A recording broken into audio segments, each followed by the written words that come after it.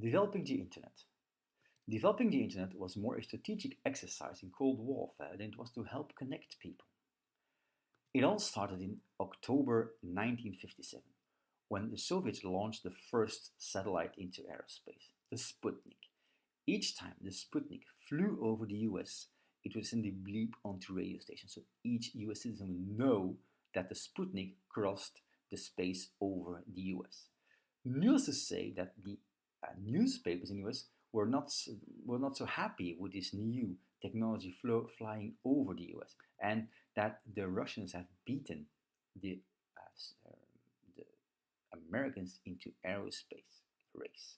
So 1 year later, in 1958, the Department of Defense had a directive out saying we are going to go ahead with what we call now the DARPA, the Defense Advanced Research Project Agency, who would make sure that the US would never lose a new technological race against the Soviets. Under DARPA, we have Mr. Licklider, who was the first administrator of the Information Processing Techniques Office. He would play a big role in creating the Internet. The IPTO pursued an investment strategy in line with the vision of the office's first director, because Licklider believed that humans would one day interact seamlessly with computers, which, in his words, were not just super fast calculating machines, but joyful machines.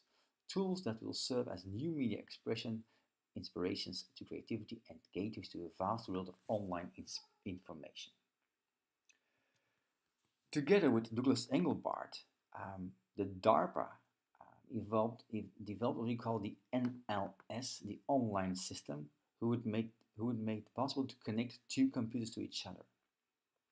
And on December 1968, on the Fall Joint Computer Conference in San Francisco, Engelbart's terminal was linked to a large format video projection system loaned by the NSA at that time, and over a telephone line to a what at that time was an SDS 940 computer, 30 miles away in Menlo Park, California, where they would send the first information over what we call at that time the ARPANET from one point to another.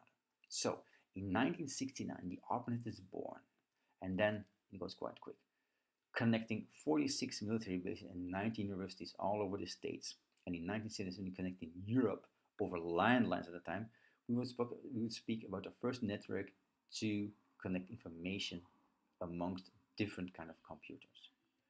At 1984, we have the domain name servers installed because it was quite hard finding information on this ARPANET. So we need to structure the way to look into that information. And that's when we installed what we call IP addresses. So you would look for an IP address, which was linked then to a website or a sort of information, and that would come back to your computer at that time. So it became quite easy and quite quick to search information onto the ARPANET. And in 1989, it became official.